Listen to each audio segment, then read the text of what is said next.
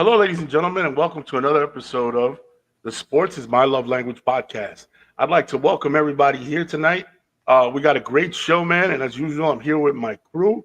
Let's start off from the right over here. We got my man, Petey Pablo.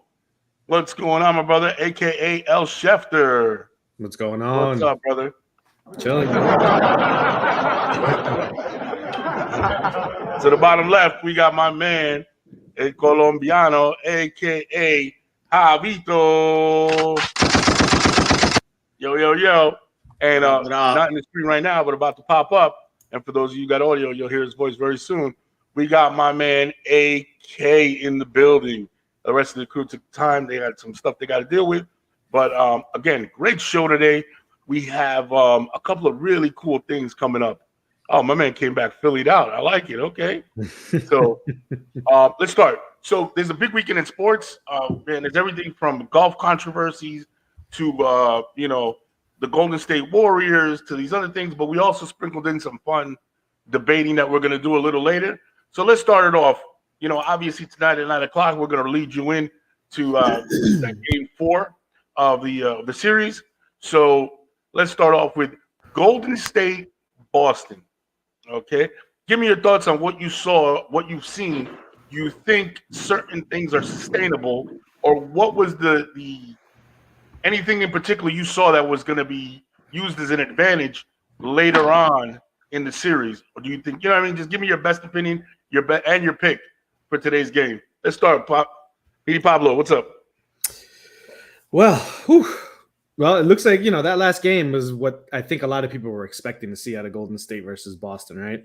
They were just absolutely lighting them up, right? And I think one of those factors that we've been talking about it, internally, and Mike, you and I talked about it the other day when we were, having lunch over at Twin Peaks. Some libations. Yes. Draymond Green just kind of being a catalyst for them, right? And we'll probably talk about that factor in a little bit, but just overall on the series, it's just, I think that's how it's going to go. I think tonight we'll know whether or not Golden State can kind of replicate them lighting it up from outside. Boston shot, I think they shot, looks like they shot more threes than they did twos in that game. We kind of said it last time for the Heat series. One team gets hot and one doesn't, right? But I just have more confidence in Golden State to be more consistent, from the outside, simply because that's their thing.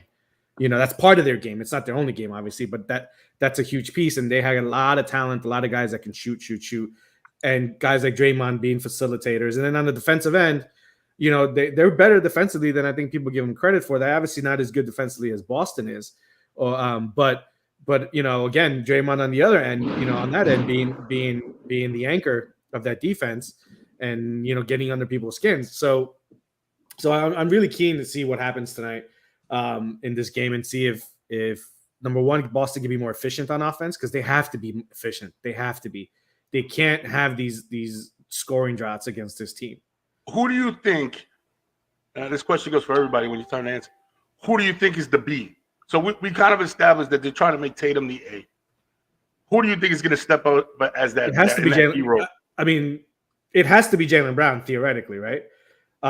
Because he's the next best scorer. But somebody's got to be the B. But I think it should be Jaylen Brown. I think he's got better matchups on defense, typically, depending on if Golden State is doing enough switching. What do you think, AK? You're on mute. Yeah, I certainly think there's no question Jaylen Brown is the B. I mean, he's an all-star, right? He was the third pick in the draft. He's a two-way player. He is the B, and he can go off at any point. You got guys like Horford and Marcus Smart who are really good defensive players. And game one, I think they each dropped somewhere in the 27 range, but that's not something you can count on continuously. Like, it's Jaylen Brown 100%. I think Pablo hit the nail on the head. We all want to talk about the offense, but Golden State's defense was crazy. And during the league, during the regular season, Boston was number 1. Golden State was number 2. It wasn't that high of a difference. Golden State also had a higher defensive rebounding percentage. I find rebounding and turnovers are enormous in the playoffs. You get less possessions. I think just from an all-around perspective, Golden State is well-equipped. I went Golden State in 6. I'm going to stay with Golden State in 6. I think their offense moves the ball, which gives Boston a little bit of problems. I think there's a lot of different factors that are involved, but I'm certainly going with Golden State. I like them to take I actually like them to take tonight, but if they don't, I think they'll take 4 and maybe close it out in 2 after that. But I think we need to focus on the defensive side of the ball. They did a good job limiting the other guys and letting Tatum get his, which is kind of like a mantra normally in playoff basketball when you're playing a star. And they go deep, man. They go deep with switchable wings. Again, they go deep with switchable wings, and it's a huge advantage when you don't need a backup point guard. And I say that because your power forward is running the offense. And when he's not, Steph Curry is fully capable of running the offense. So I think that they have these situations where it's tailor-made for them this year. Boston is a fantastic team. I say that with a Phillies hat on, but Boston is a fantastic team. They have a bright future. I don't see them winning this time. I don't think they go deep enough off the bench with scoring. Derek White can fill it up. I don't see anybody else off the bench. Pritchard may hit 2 or 3 threes every 4 or 5 games. But if they're not absolutely on fire, I don't see them beating the Warriors team. And home court is big. The other guys tend to play well. You'll see Grant Williams hit a couple more baskets. You'll probably see both of their center and power forward play better.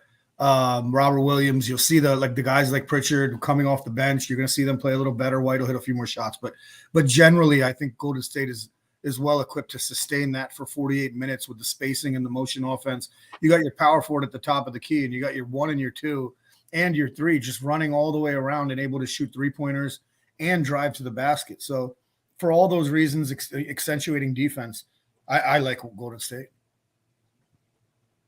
Yeah, we got some comments. Ed says, full 7 games to determine who wins the final. A long time. Yo, yeah, good to see you, man. Welcome back. Ed, again, it's a toss-up for me. Yeah, a lot of people feel that way, man. But Golden State's won 7 of 8 quarters. I mean, it's not been even so far. And that's where I wanted to jump on that, because everybody's fixated and obviously ESPN BPI rankings is given now the Boston Celtics an 88% chance of winning now. So the chances have gone up with them, which is kind of ridiculous, because I agree with you. I saw 8 quarters. I saw Golden State kind of beating Celtics in each and every quarter except 1 quarter. That was it. Again, very close those other quarters, but Golden State was just still a little bit better. They just had one bad quarter, and that was it. And not only that, Boston didn't miss that. Everybody was wide open. I keep saying that. Al Horford was wide open on every single one of his shots. All right, what happened in game 2? Nothing was wide open. What did he score? 2 points. Marcus Smart, another one. Wide open in the first game in that 4th quarter. What did he score in the second game? 2 points. Derek White, another one that went off. What did he score in the second game? He scored what, like around 11, I think, or 12? Yeah. But he didn't go crazy. And these are the things that I keep on saying. Now, I'm going to take it back a little bit, that because the whole bringing Jason Tatum to be the A, I'm going to have to start. I've been kind of saying this. When you're a 1A, you can't be having games like that. Yeah. You can't be having games like 10 points. You know who's been consistent? It's been Brown. Brown has been pretty consistent every single game. You know who's the one that brought him back in that first game? It was basically Brown by himself that put 10 points straight by himself. He's the one. He's the catalyst right now. Jason Tatum is kind of like not knowing how to go about it. Yes, he had 12 assists the first game, but that was because everybody was kind of wide open. So what I've been kind of telling a couple of my friends, and I know I wasn't at pre-production yesterday, what I've been saying is, if I'm Golden State, I'm trying to let Jason Tatum and Jaylen Brown go one-on-one every single time. Don't let the other guys go off. You know what? Do the whole thing with like the LeBron thing. Let him get his 40. Just let everybody get their 5 points, because I think Golden State as a whole could score a little bit better because of how they move that offense with Steph Curry. You saw how much emphasis that they've done for 2 games to get Steph Curry. And they still blew him out with Klay Thompson being awful. Awful. He's been awful pretty much both games. And they kept him in even when they were up 20-something points just to keep him going, just to try to get him going. Now, I don't know how to say his last name, but is it Bijelka? Give that boy some props, bro. That guy's not supposed to be playing any freaking minutes right now. And homeboy came in and played 11 and gave a good 6 points and played solid defense, man. Steve Kerr is going down to the 11th, 10th, and 11th guy on the bench right now. And picking up and bringing back Gary Payton is key because he's another defensive catalyst. So now you got Draymond Green, you got Wiggins, and Payton, all very good defensive players. Agreed. I still had Golden State winning in 6. I'm gonna keep it. I got a feeling that they'll pull this one. They're gonna pull this one off tonight because what I've seen with Boston is that Boston plays better when the stakes are higher. So they need to be down a game in order for Boston to play better. Here's what I see. I see this as a game of the best players. There's the best players on each team, except there's one caveat here. Golden State has a big 3, right? But that big 3 is Draymond, Steph, and it could be any third player. It's not necessarily Clay anymore, right? So the fact that the fact that Poole goes off the other night, right, dropping threes from the logo, you know what I mean? It's an example of their depth. Like it's an example of when I'll give you the other side of it, right? Okay, so let's say Tatum's having a bad game. You can rely on Jaylen Brown. After that, unless which has turned out to be an anomaly, Al Horford having a great game, which it just didn't after that. He had one really spectacular game, and then he kind of fell off the map.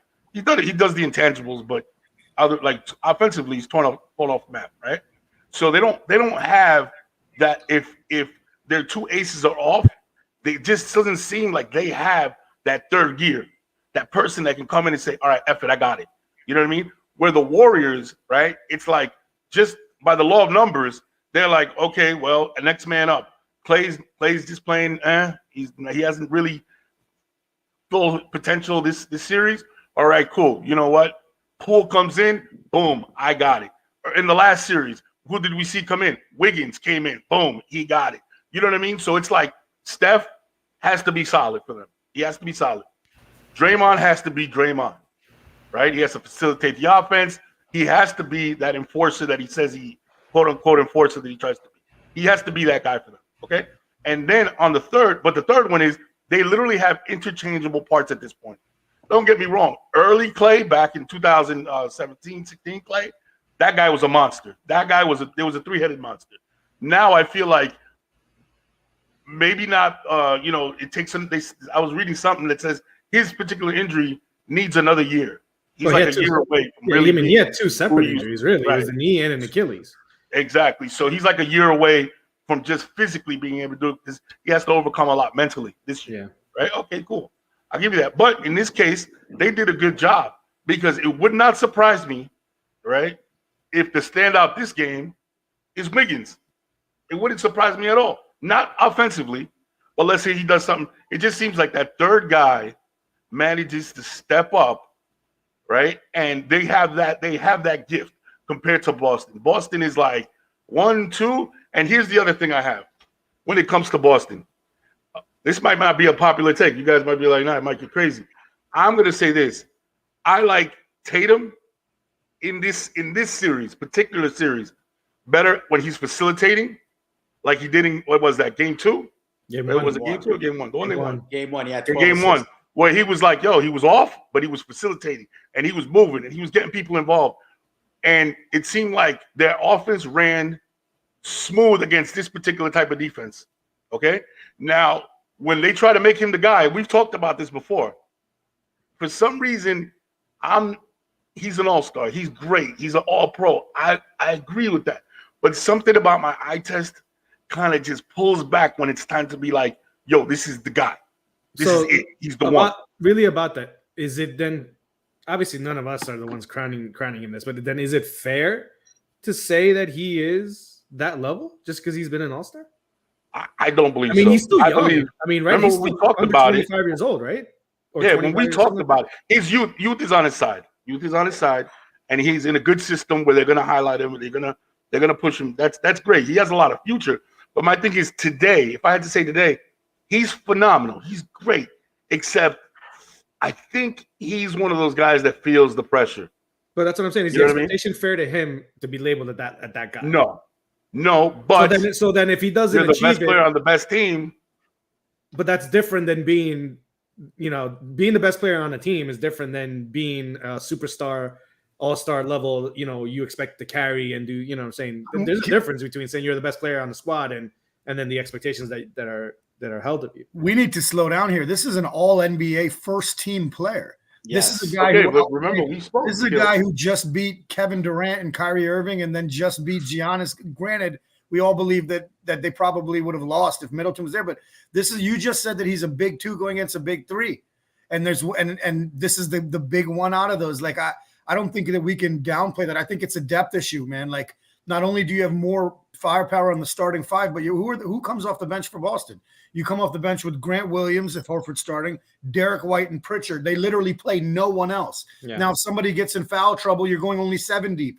Somebody twists an ankle or 2 foul trouble, you're going only 6 deep. These guys are throwing Otto Porter. They're throwing Kuminga. They're throwing Jordan Poole. They're like, this is not even in counting Toscano Anderson who could play. It's not even counting Bjelica, who we mentioned. It's not even counting Moody. It's like these guys are just much more deep, which means they can run faster. They can run more offense. Boston slows it down. They rely on coaching and defense and those top 2 players to essentially take over the game. I think it's unfair to Tatum. Like I said, first team all NBA means you are a superstar. And the last point I'll make, because I know Javi's about to jump in, is he's got like 40 playoff games under his belt. He's never shied away from the ball. He's never pulled a Harden or a Simmons. He's trying to play within the game as well, but he's also willing to take over when he can. And the last point, is I don't mind 12 points, Javi, if it's in a win. If it's in a win. I mind the superstar at 10 or 12 points if it's in a loss, because at that point, at some point, he should have jumped in and rocked out. But in a win, I'm okay with the superstar getting 12 points and 12 or 13 assists. Go ahead.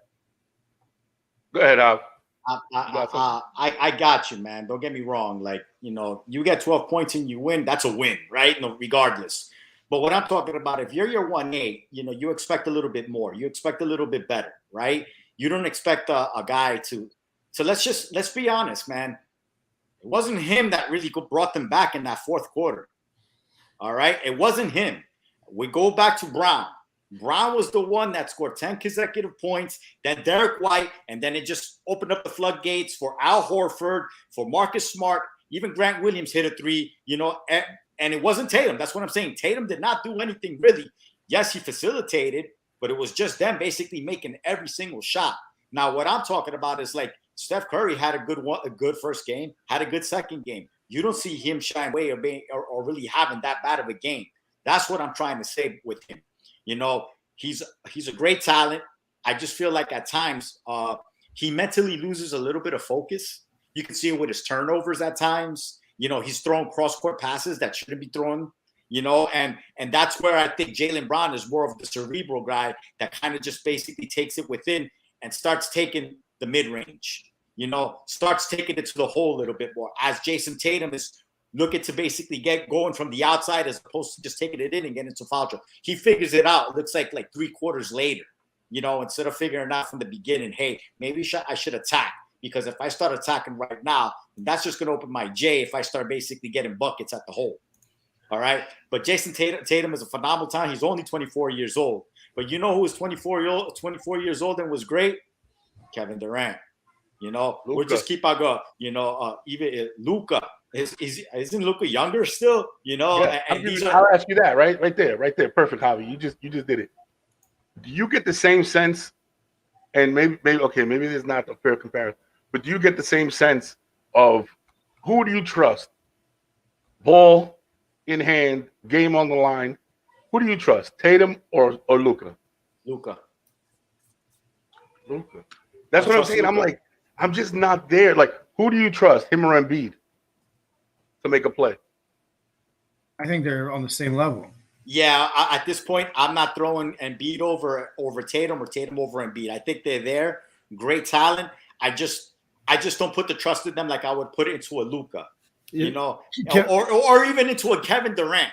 I know he had a bad series. I know that. That's what I'm saying. Just because he got that label of being all pro and whatever, does he pass that? Honestly, ask yourself, okay, look, I'm not an expert. I don't know a quarter of basketball like a lot of people do. But when I'm looking at the eye test, I'm like, okay, I don't see a guy that's hungry to I don't see a guy that's hungry to say, yo, I'm the man. Give me the Brock.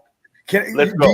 Do you guys remember when LeBron James scored like 8 points against the Mavs and he lost that series? You like Nowitzki before he won, lost tons of playoff series, didn't show. Like not every superstar is Dwayne Wade, who is the clutch guy in his third year. Let me just give you some stats on Luka. Luka shot 45.7% from the field in the regular season. These are his last 10 playoff games: 11 for 25, 9 for 25, 10 for 23, 11 for 26, 12 for 19 against the Warriors, 6 for 18, 12 for 23, 11 for 23, 10 for 26, 10 for 28. That means in those 2 games, only twice did he hit his regular season average for percentage on field goals. Like, I understand that he goes crazy. I understand he doesn't have Jaylen Brown and some of that help. He certainly doesn't have that defense, but he also is shooting at a down level in the playoffs when it's all on him. I just think that with Tatum, it's not that he's scared. It's not that he's not ready. Sometimes players need that.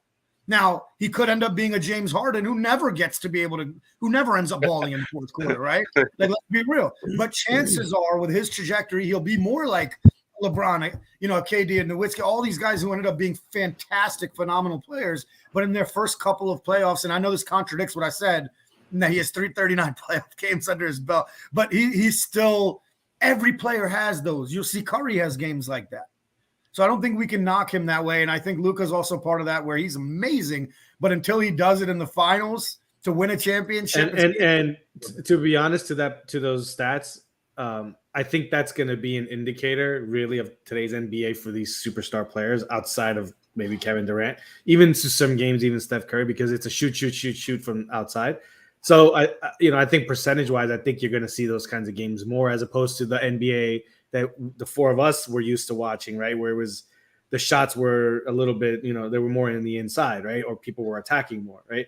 All the way up until, with Kobe and through early LeBron and, mid LeBron, you know what I'm saying? But I think this NBA, these superstars are just going to be shoot. You know what I'm saying? So it's almost like, I think that's going to be a standard for these top flight guys of that type of averages in the playoffs. So it's going to be tough, but I think to your point, I don't think Tatum will ever be a Harden because at least I think Tatum wants to. Harden, I don't think Harden just gives a shit about the playoffs. It's a little. I just don't think he cares. Early to determine that. No. Harden's career, he was a beast. No, AK is referencing in the playoffs. No, I think he means end of games. I agree with Pablo. Tatum's putting in that work. He's putting in that work. I'm not even going to read Luka's 3-point percentages in the playoffs. It's horrendous. 2 for 7, 1 for 10, 2 for 8, 2 for 8. These were the games before Game 7 where he hit 6 for 11, right? But that being said, I think that you rather the guy who's going to shoot 30 times because that shows they're still trying to get it. So that's where I would put. That's where I think Luka, and I think that supports Javi's, kind of initial point with Tatum didn't really shoot a ton. I think he was like 3 for 17, which is not horrible, but you would have maybe liked him to shoot a little bit more, and maybe he would have if the Celtics weren't so on fire in that Game 4. How can you say that's not horrible? That's 18% shooting. No, it is horrible. I'm saying it's horrible. What I'm saying is that he only shot 17 times that game. If they were, I say it supports your point. And maybe if they were not hitting everything, he would have then tried to beast and ended up with 25 or 28 shots. So I'm saying, we'd have to look at those that fourth quarter stats because you're right. Brown was the one taking those shots, Javi, but was Tatum facilitating that? I think that's where Brown was going one-on-one. I honestly think that in this offense against this team, that's where he's most valuable, right? That's why I feel like he's most valuable right now because you see the difference between Game 1 and 2. They were trying to force the ball through him in Game 2. And it was, again, it could have been an anomaly. Maybe I'm rushing the judgment. Well, tonight will be the indicator. Game 3, we'll see how they play at home. Yeah, for sure. Right. All right, moving on, guys. I wanted to ask a question, man. I put up a poll. Let's see what the results of the poll were, man. The results are shocking. It's shocking. I think it was pretty blatant, right? Like what I always hesitate to put up these things because I'm like nostalgia, your era that you grew up in.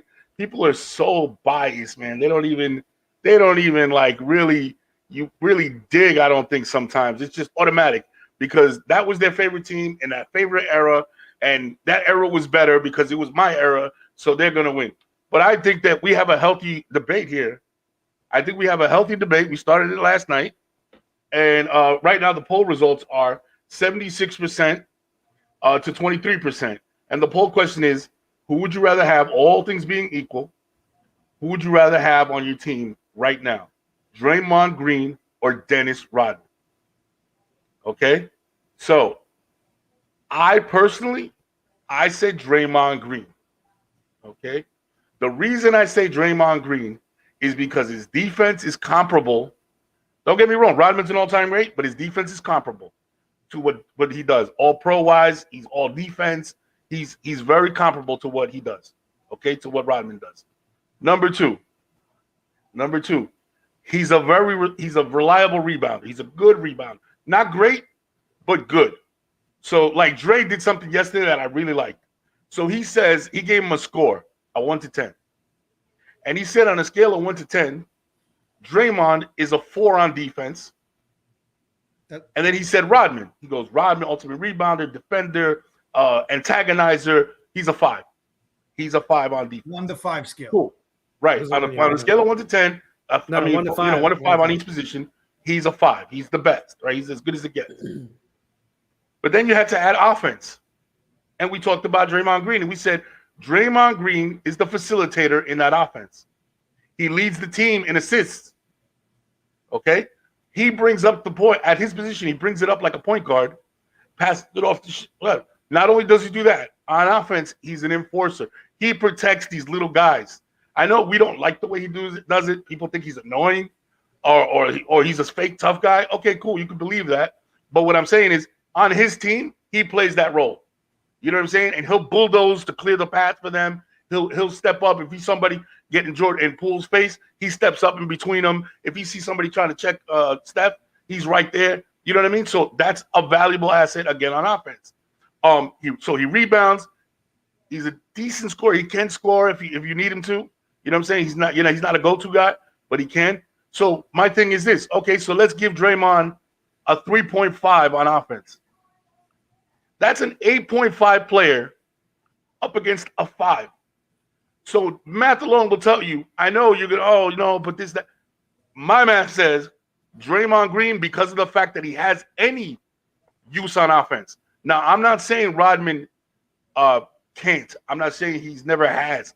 What I'm saying is, in the totality of both careers so far, Draymond's offensive prowess is much greater than Rodman's in his entire career. So my vote goes to Draymond Green, and that is why. I'd like to hear from you guys. Let me jump in, please. Let me jump in. Go ahead, Javi. All right. So I'm not disagreeing with you, and I agree with you on the part of like the nostalgia, because I had to sit back and basically take this through a different lens, right? Because, I love the 80s and 90s basketball, but it's a totally different era. So let's break it down, right? When you said, that there's a comparable defensive side between Dennis Rodman and a Draymond Green, I'm going to say no. And I'm going to tell you why I think. Rodman was never a perimeter defender. Rodman was down, low, post defender. Great at it. He didn't have to, because he had good defensive player in Scottie Pippen. And who was the best who was the best perimeter defender on that team? Scottie Pippen. When you go to the Pistons, he had somebody named Bill Laimbeer waiting to kick the crap out of you. All right? So that means Dennis Rodman was never the best defender on their team. Draymond Green is the best defender on the Golden State Warriors. All right? And nobody wants to talk about reality. Dennis Rodman is a Hall of Famer. Nobody's doubting that. But if we're going to keep talking about an overall basketball player, Draymond Green averages more points and averages about 4 to 5 more assists than Dennis Rodman. So he brings that much more to the table on the offensive side. No, he does not rebound like Dennis Rodman. I will give him that. But in this day and age, does it really matter if you get 20 rebounds at this point? If you're basically winning championships still with 9 rebounds a game, but you're affecting how the defense is played? Did you see him when he went against Tatum? Tatum got locked up when Draymond was on him on the perimeter. Jaylen Brown got a little stuffed up. Dennis Rodman was not going to take anybody that was a guard back in the 80s or 90s, one-on-one on the perimeter. So, yes, let's stop the nostalgia. Dennis Rodman was great in that era. But let's give props to Draymond Green for what he has done for the Golden State Warriors, because you take Draymond Green out of that team, they don't win any championship. Look, Great point. The floor is yours, gentlemen. What do you got? I'm going to address the what Mike brought up first. I find that hilarious too, right? Everybody's so weak in this generation. They're all soft in this generation. Oh, now you got somebody who's not soft. Oh, he's a fake tough guy. Right? Like, either you're soft or you're a fake tough guy. Ain't nobody a real tough guy anymore. Let me stop you right there. Let me stop you right there. If you was to take a look at Draymond Green without that nostalgia, you're hating him the same way you used to hate Dennis Rodman. Yes or no? Correct. So they're the same players. I think it's hilarious. Like calling Marcus Smart or Draymond Green fake tough guys is corny when you're talking about how people are so soft nowadays. Like it's to me, it's just a hating mentality about the generation. And to me also, let me say this. There's a lot more possessions now. Dennis Rodman would average 20 rebounds a game. He'd do every game what Drummond does every 3 games, right? Like he would get 25 rebounds a game, maybe. Unbelievable. But that being said, you don't run an offense through Dennis Rodman. You just don't. He's a Hall of Famer. He's one of the best basketball players ever. I think his offense is actually not given the respect that it should be because he had a higher offensive arsenal until he went to those teams where they just wanted him to rebound. Didn't need that part of him, yeah.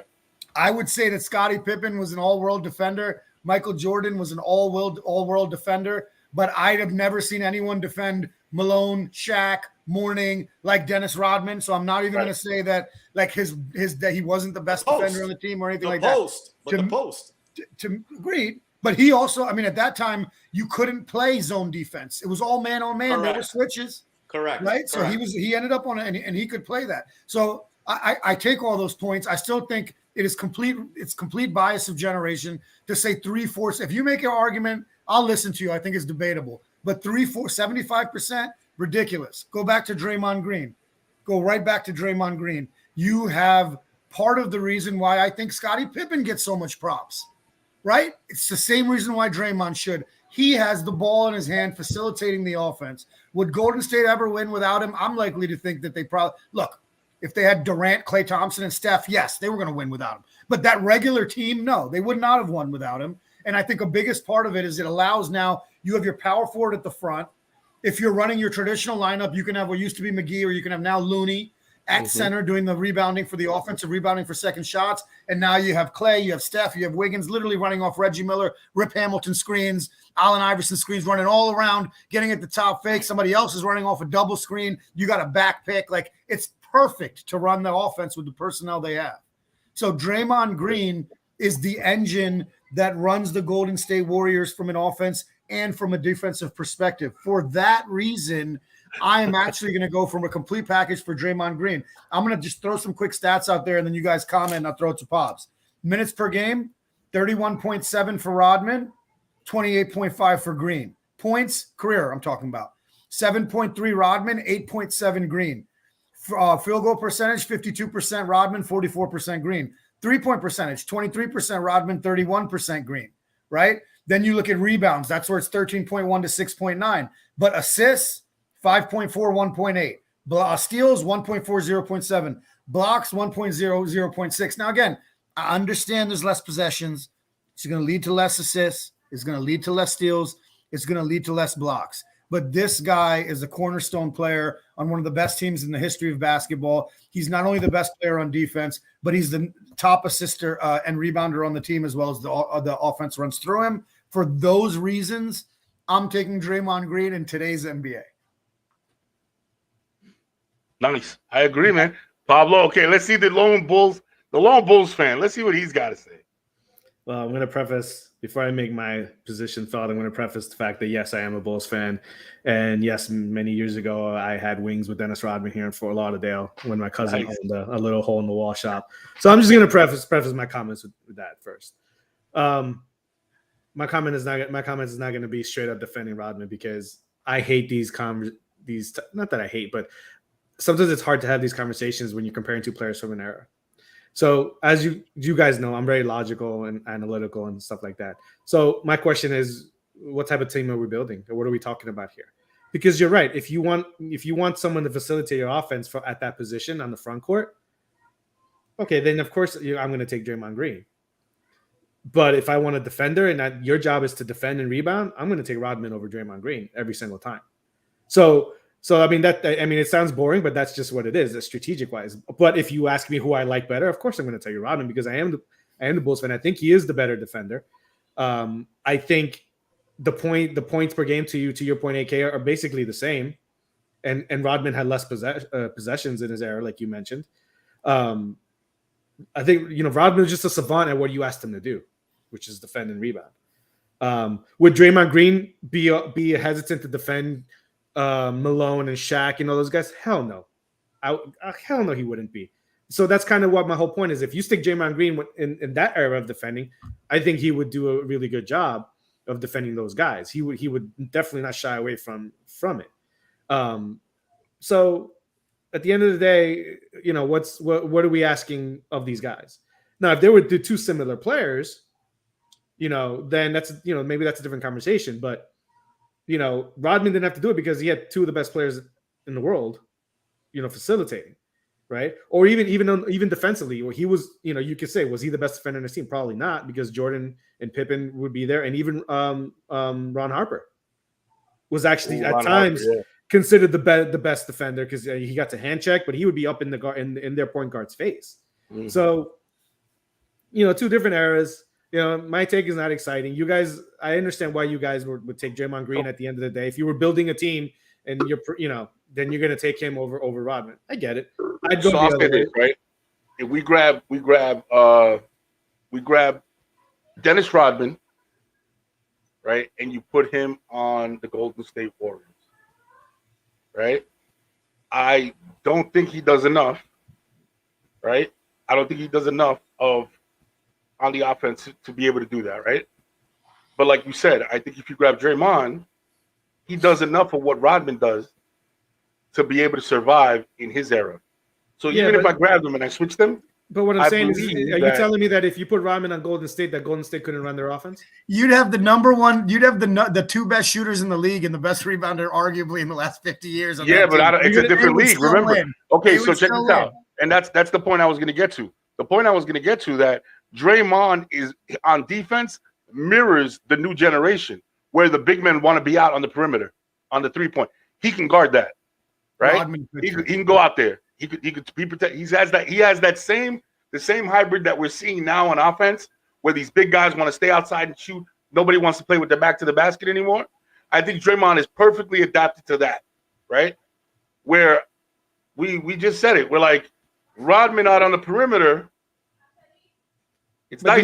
We gotta stop saying what, because this is going like, well, Rodman can't do what Draymond can do. So let's put the scenario in where it benefits all of Draymond's skill sets. Like, who cares? Because like I just asked you, if you put Rodman on Golden State today, are you telling me Golden State can't run its offense the way it is? No. No. Not at the percentage that it does, because a large percentage, I would say close to 40% of their offense is Draymond coming up the floor, Draymond stopping right between the 3-point line and half court, passing it to Steph, setting up a pick, rolling, moving, shaking, and getting the ball back, because he always gets the ball back twice. I don't know if you guys know. He always gets the ball back twice for the third pass. You know what I mean? That's why his assist numbers are so high. I'd have to go back, and I mean, I don't know if there's. I don't feel like good screens for them. Rodman was a screen setter and top of the key passer. Hold on.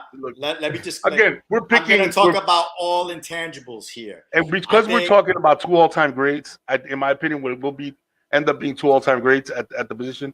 I feel like we're going to nitpick, so let's not dwell on that part. It's obvious that we're nitpicking. We know for the show's sake that we are nitpicking. I know that.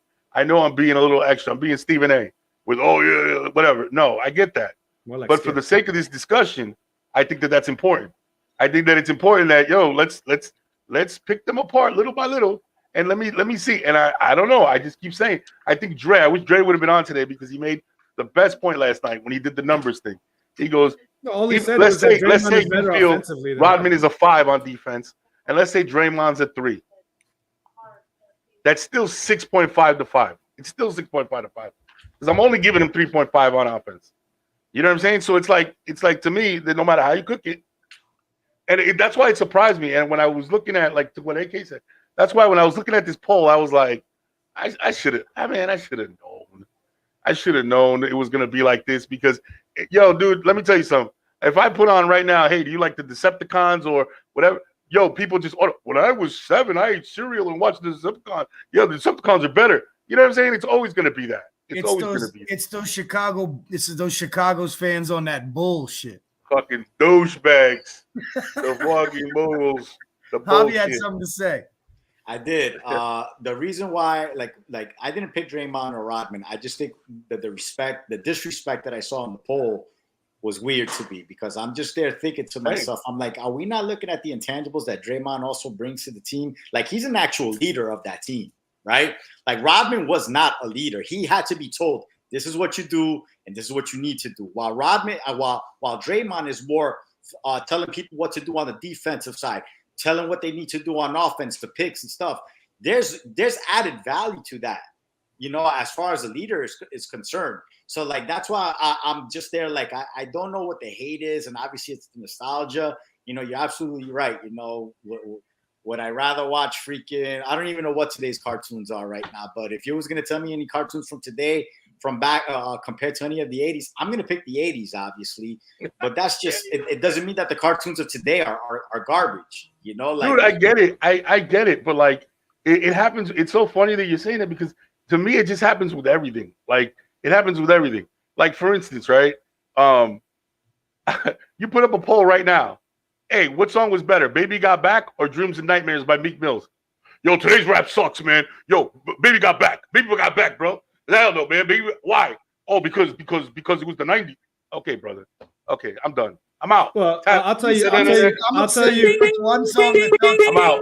I'm surprised you'd pick one song that talks about butts and asses and the other that talks about burners and people. I'll tell you, they're not even comparable songs. To answer That's your how question, it feels, though. It's like, dude, no matter what I throw out there, it's like listen, automatically the time when I was young. Rodman wouldn't even when it's funny because when you talk to, it's funny, right? Because I was in a group and they were talking about the Super Bowl, right? And it was a bunch of that shit. Like, what is this bullshit? Oh, this is the worst Super Bowl ever. They should have brought on the Who and the Rolling Stones. And I'm like, bro, this is my era's Rolling Stones. This is my era, the Who. Well, like, this is who I want to watch. This is my era. I love this shit. You know what I mean? And so you're always gonna get it. It depends on the era that you were in. So That's the place you tend to watch. To answer your question, Mike, before we move on, is I'll take Baby Got Back simply because I don't know what the fuck that other song was you were talking about. Oh, that's the song. That's the song. That's the Philadelphia Eagles championship song, baby. And let me say one last. All the more reason for me not to give a shit about the song. Let me say one more thing. Let me say one more thing. Dennis Rodman very well would have been kicked out of the league had he played today with all the paparazzi, with all the camera, and it goes right into what I'm about to say. Draymond Green works his tail off to learn the game. Now, Dennis Rodman actually worked in the gym more than any other NBA player, but not to necessarily, and he studied rebounds. He did all of that. But you have to give Draymond the credit from a basketball IQ perspective. He definitely puts in more work there. But as I say that, actually, I know that Rodman, he used to say, when I'm not they in the both gym, had very high level IQs. I just think one was guided towards defense and the other one's guided towards the entire game. That's just how I feel about that. All right, guys, we're going to move on. We got a little fun segment. So there's been a lot of talk about Baker Mayfield, right? And he's a polarizing figure, believe it or not. There's some people that, they're like, damn, he didn't get a fair shot. He's good. He played hurt. I don't think there's 32 quarterbacks that are better than him in the NFL right now starting. That's not right. And then there's the flip side of it that are like, this guy's a wash. He's a cancer. I don't think. 18 million, that's way too much money. So I wanted to play a game with you guys, right? Using the 32 quarterbacks in the NFL, right? I'm going to lob up some gimmies, but I'm going to give you some harder ones. And I want you to tell me, right? Pick and choose, and you tell me, who would you take? Who would you start? Baker Mayfield or blank? Okay? So we're going to start off. We'll answer in terms of Pablo, A.K. Javito, like that. We'll go that way. All right? I'm going to say Baker versus Jimmy Garoppolo. Jimmy, but not by much. You said what? Jimmy, but barely. Okay. It's almost AK, flip what a do you coin. got? Almost flip a coin. I almost want to flip a coin, but I'll go. Are you giving me a new one, or we're all doing the same one? No, we're all doing that one, and then there's plenty, so we can just keep going back. Baker versus Jimmy. I'm taking Jalen Hurts. Just kidding. That was my joke for the day. All right, I'm taking Jimmy Garoppolo by Bob gave the best answer. It's Jimmy by a hair. Okay, Jimmy by a hair. Got it. Javito, Jimmy or Baker? Does it really matter? That's the answer. That's the answer right there. Does it really matter at this point? You know, At this point, no, but hey, let's just heads Baker, tails Garoppolo, and there you go. That's so you think that's what that is. So kind of agreement that that's about the ball. Yeah, it's a flip. It's a flip, dude. It doesn't they're not moving the needle. You know what I'm saying? Okay. Like that's it. So let me bring you in another quarterback. Tannehill or Baker? PD Pablo. Does Tannehill have a running game? Oh, you see, you always got to go extra. Tannehill, heads up. Tannehill or Baker. Or Baker. I have to go Baker Baker over Tannehill. Okay. Just because. What about you, okay? Yeah. You said Tannehill or Baker? Yeah. I go Tannehill every day of the week, twice on Sunday. Tannehill. Okay. I know how what do you got? I got Tannehill as well, man. Tannehill. He loves system quarterbacks. Yeah, listen, man.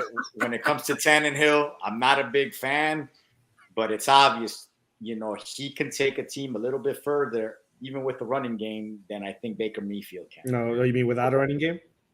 They both had running games, man. They had two of the best 3 running games in the NFL. Yeah, and Tannehill made it at least to the AFC Championship game. I do agree with Jose in the comments. Tannehill's wife over both of them. All right, what do you call? I got one for you guys. Let's go. We're gonna go Baker or Jalen Hurts. Jalen Hurts. I'd go Jalen Hurts. Jalen Hurts. What about you? We can skip AK because we know what he's gonna say.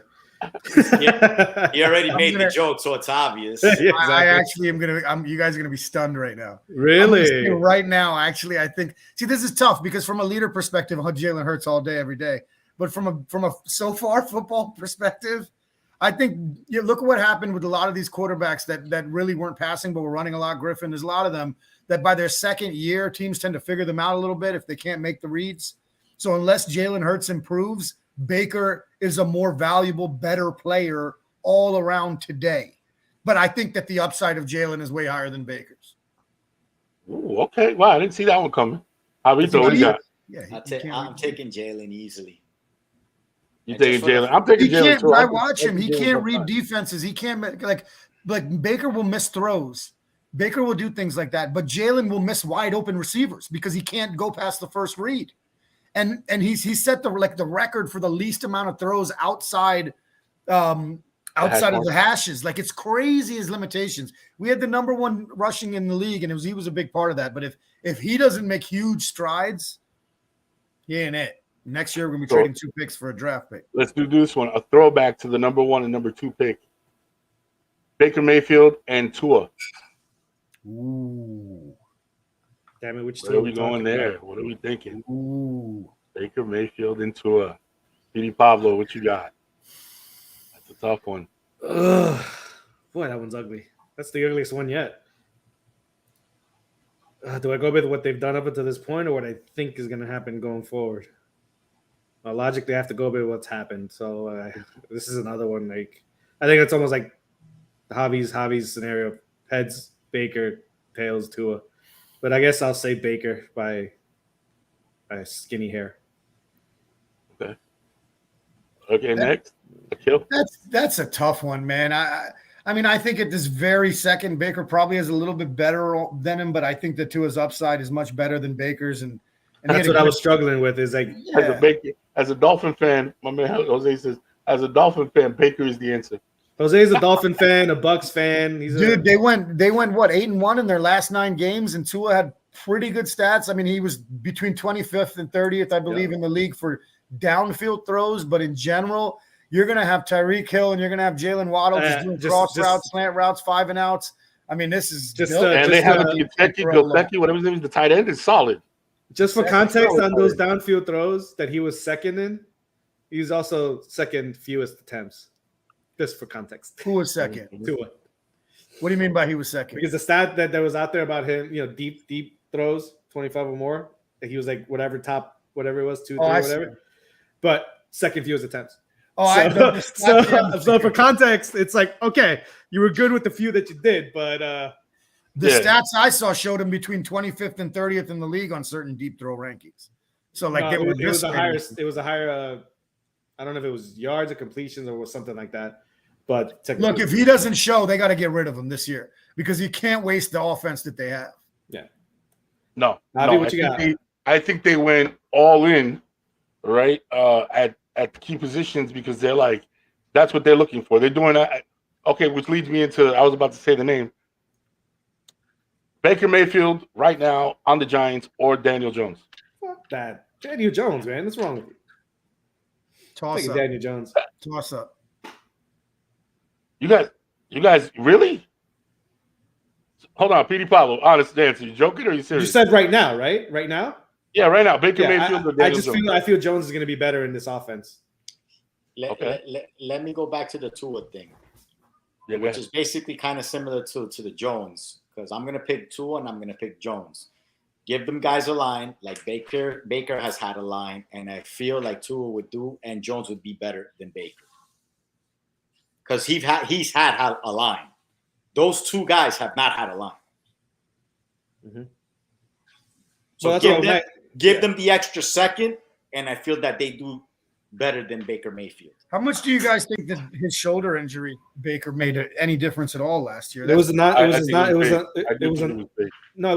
shoulder.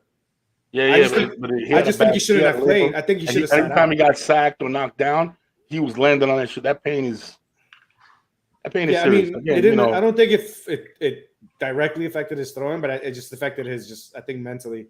It just mentally. Him. He should have probably sat down. He should have sat. They would have been able to trade him. As an Eagles guy, we got to do one more. And you had mentioned it yesterday, dropping dimes. We got to talk about Baker versus Carson. I think that's such a great question. Oh, Carson Wentz. Let's do it. Yo, what do you got? I don't listen. I think so lowly of Carson Wentz as a player that I think he's mentally frail. He's one of those typical players that has every physical tool imaginable. Height, size, arm. He has all that, right? He's even has some IQ when it comes to the game. And he's gonna win you some regular games.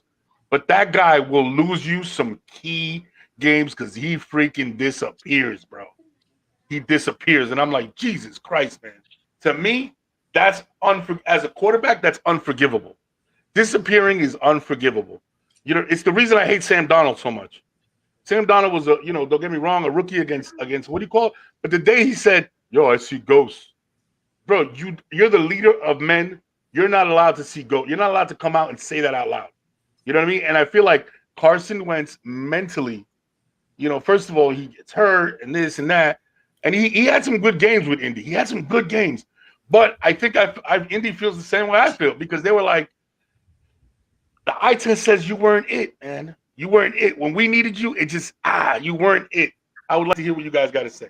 That wasn't it. First of all, in fairness to Sam Darnold, he didn't say that out loud in front of people. There was a hidden mic that he didn't know. That was crazy. Right? Talking to his coordinator. But I think that Carson Wentz has all of the tools. I think you said it right, man. He has all the tools. The one thing I'd say is the last thing I'll differ with you a little bit. I don't think that they didn't think he had it. They just, like Indianapolis, it's different. Like when you listen to them talk, they're like, we don't want this guy even in our locker room. Like there's no passion there. There's no leadership there. And if nothing else, Baker has passion. And for that reason, I would probably take Baker because he has passion. But from a skills perspective, they're night and day. Yeah. I mean, I think yesterday I had said Carson, but I was thinking more on the skill set and on the field and, those type of things. But if push came to shove, it would have to be. Here's where I worry. Here's where I worry about Baker Mayfield. you start to get into these lines, and I don't know who's painting the narrative, if it's the Browns, if who's painting the narrative about him, but there's been one that came out, and I remember the first person that I heard report this when he had him on his show. He was on the couch on his show, and somebody had pointed out some things the other day. Colin Cowherd had him on the couch and was like, "You're a bit immature," and I heard that your brashness wears on people. Flat out told him that in an interview, right? This is his rookie year when he just got drafted. He hadn't played it down yet, right? And I don't think that narrative has changed on him. And I think it did not help him that OBJ went to the Rams, and now the Browns want him back. Players on the Rams are trying to court him to come back to the Browns. You know what I mean? I don't think it sits well. You know what I'm saying? And now you're hearing reports, oh, he's a cancer. Again, I don't know how much of that is being pushed by a negative source so that they don't have to pay him. I don't know that. But there's a lot of consistency. Grabbing your nuts at the 50-yard line, you know what I'm saying? Getting knocked out by cops, dropped by cops. There's a history there of him being a douchebag. You know what I mean? So, to me, it's like that right there. Yesterday, we were about to do Cam Newton. And I said something about how Cam Newton on the sidelines is just not freaking worth the headache. And I'm starting to get that feeling about Baker Mayfield. Him on the sideline on your team, it's starting to get to the point where it doesn't feel like it's worth it. He comes with a lot. You know what I mean? And he's one of those guys where, people are going to start, he's going to carry his fans. And some people, as soon as your quarterback starts doing bad, Baker. And the reality of it is, too much comes with him. Too much. Not as much as Tim Tebow, maybe not as much as Cam, because Cam has also been in the league a lot of years. But I would say, let's think of a really good backup, man, that people were clamoring for. You know what I'm saying? That kind of thing. And you're like, when you look at him, it's like, nah, man, the baggage is. If you got a rookie quarterback, let's say the Jets, right? We got Wilson at quarterback. There's no way I'm bringing in a Baker Mayfield. There's no way. He brings too much drama, too much bullshit to the line. And it could all be a lie, but they painted it pretty well. Listen, one thing I was going to say at the end, and I'm going to say it now. I did a little bit of reading in the last 24 hours, and Cleveland as a franchise, and I always rooted for them to do well for a team that doesn't care about them because they've been so bad. You want those fans deserve it.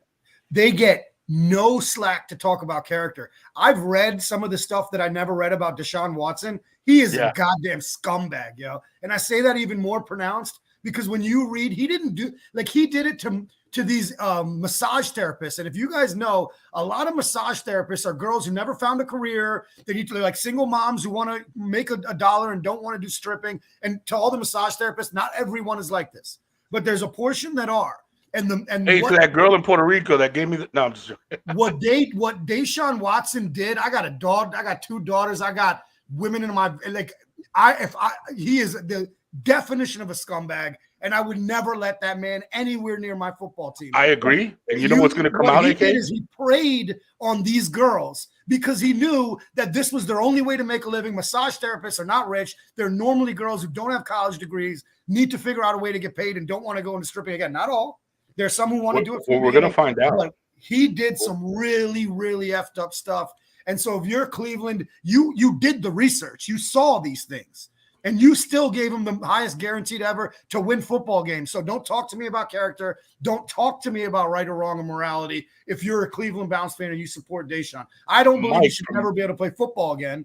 But I think he's getting off pretty light in the general court of public opinion because most people like me never actually read what all these girls are saying. So sorry to get on that tangent, but I got super upset when I started. No. Listen, let me tell you something. I read the article that we put out that I think Jen or Pablo might have put out yesterday, and I started to feel the same way, dude. And then last thing, and what really pissed me off, sorry, Mike, is that he has the balls to say, oh, I never disrespect women. I was raised by women. I was that's what really got me, bro. You purposely went out and tried to prey on these women, bro. That's messed up. If you got game, go get game. Talk to girls if you can. If they like you, do whatever you want to do. But what he did is he entrapped them and he basically bullied them. And the ones who didn't want to take that bait now, that's why you have so many. But that's don't sit well. Mad Dog, right? The funny guy used to be with Mike in the Mad Dog. Mad Dog made a comment, right? And I don't know if it was a Freudian slip, but he said something to the effect of, oh, we think that this is it. Not with the song. He goes, oh, we think this. You don't think that this is a regular practice? And he didn't say like this. I'm adding to it. He goes, but he was insinuating that this is common practice in the NFL to keep guys away from hookers, strippers, and certain environments. So they think this is better. You know what I mean? And let me tell you something. There's already precedent. We already saw the owner. We already saw an owner do it. If it's working from the top, right, that they don't look at it as that bad. It's just a massage parlor. It's just a rub and tug. Then we know that the leadership down, it's not that big a deal within the NFL, period. And I think it's going to come down now.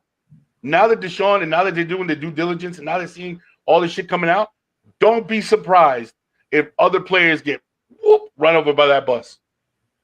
It's not the same as a massage parlor, though. Those women have other people there. They can, they have their colleagues one door away. Like all of this was in private quarters that he was bringing these girls into.